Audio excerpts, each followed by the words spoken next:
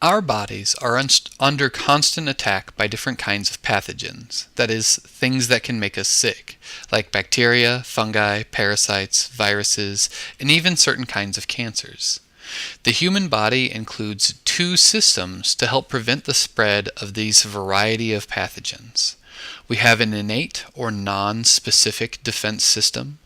This includes external body membranes like our skin and mucosal linings, as well as their secretions.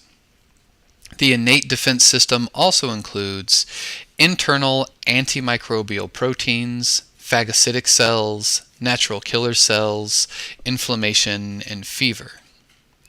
We also have an adaptive or specific defense system that attacks particular or specific kinds of pathogens. For example, once we fight off a certain kind of virus, once we're exposed to a new virus, it's not the same virus anymore. So we have to adapt. We have to learn how to fight that second virus. This takes more time to mount a defense, but has the benefit of allowing us to learn how to fight new kinds of pathogens when we're exposed to them.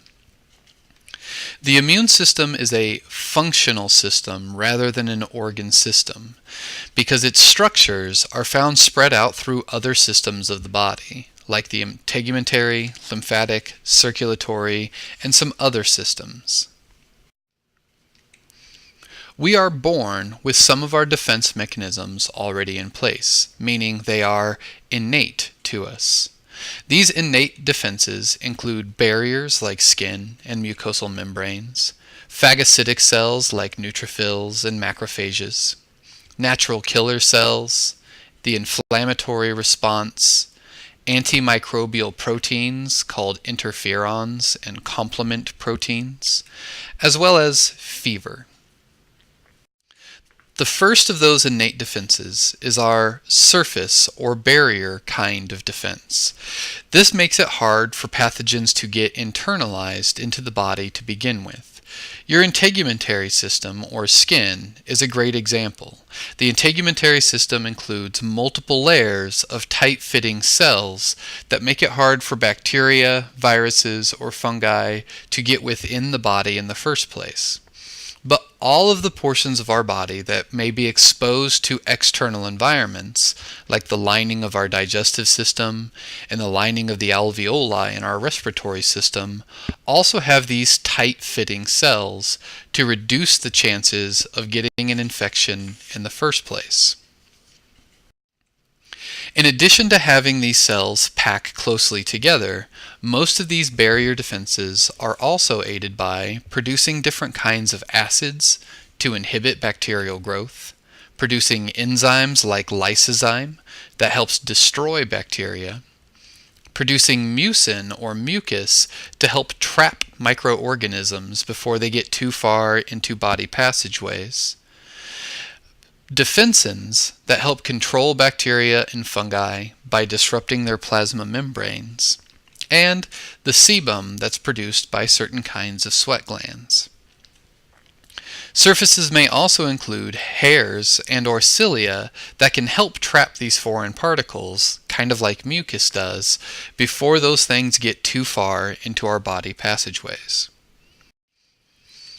Once pathogens get through that barrier defense, we need a second line, and because of that, we have all of these phagocytic kinds of cells that are also part of our innate immune response.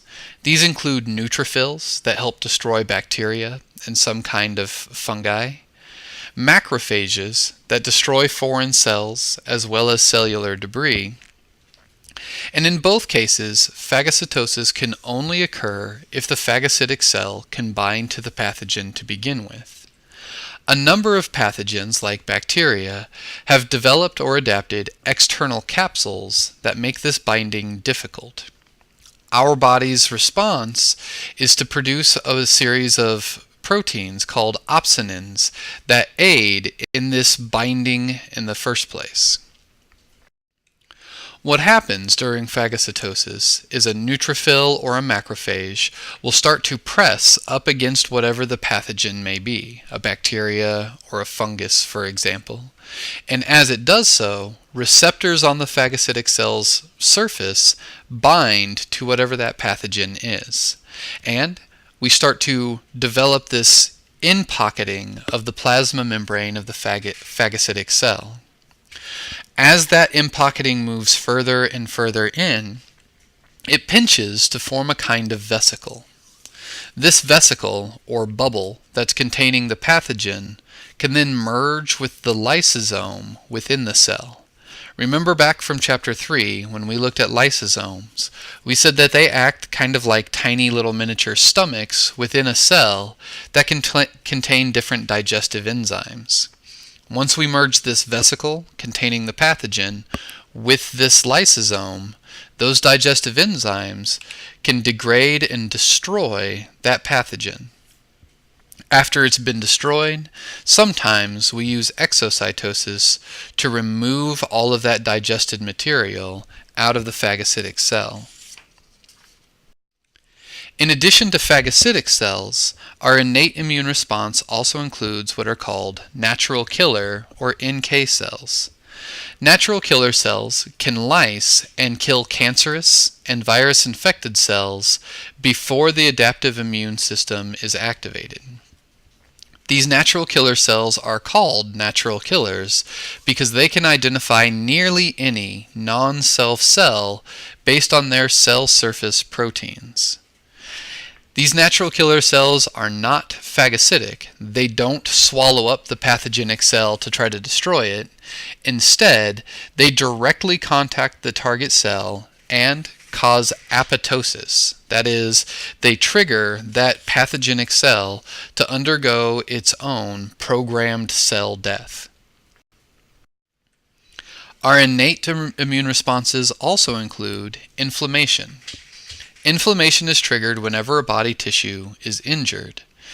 This is initiated by chemical alarm signals such as histamine, released by mast cells and basophils, cytokines that are released by macrophages, kinins, prostaglandins, and complement proteins also help increase or initiate the inflammation response.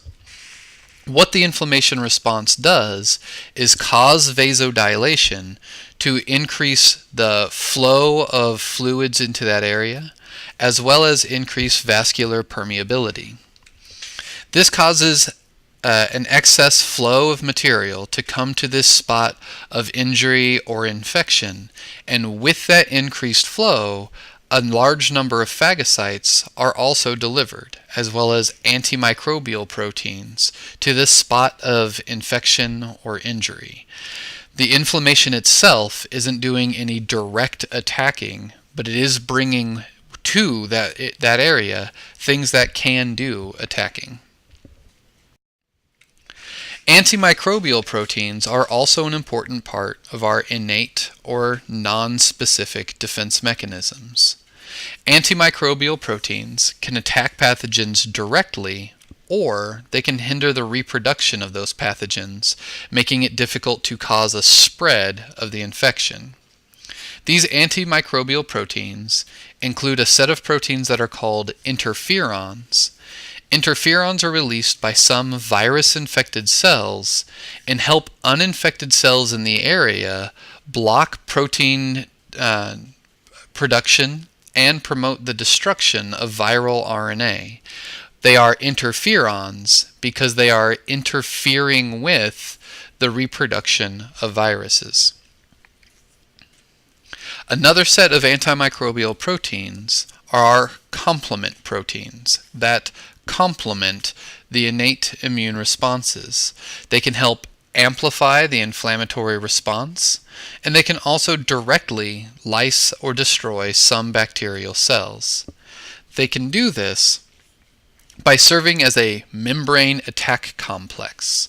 That is, the complement proteins can help form a hole in the plasma membrane of the pathogenic cell, which allows water to rush into that cell and cause the cell to explode or lice. The last of our innate immune responses is fever. Fever is an abnormally high body temperature and is a systemic response to invasion, whereas most of the other innate responses have been localized to the spot of injury or infection. Fever is affecting the entire body system.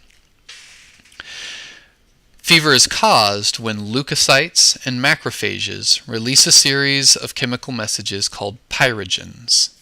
Those pyrogens circulate to the hypothalamus, which is our body's control center for temperature. It causes the hypothalamus to increase the body temperature. The exact reason for that is not entirely clear, but fever does cause the spleen and liver to sequester iron and zinc, which may help to limit bacterial growth, since they need access to those minerals in order to reproduce. Fever can also increase the metabolic rate of the body's repair mechanisms and cells. By increasing the metabolic rate, it can increase the activity rate of things like neutrophils and macrophages that can help in our immune response.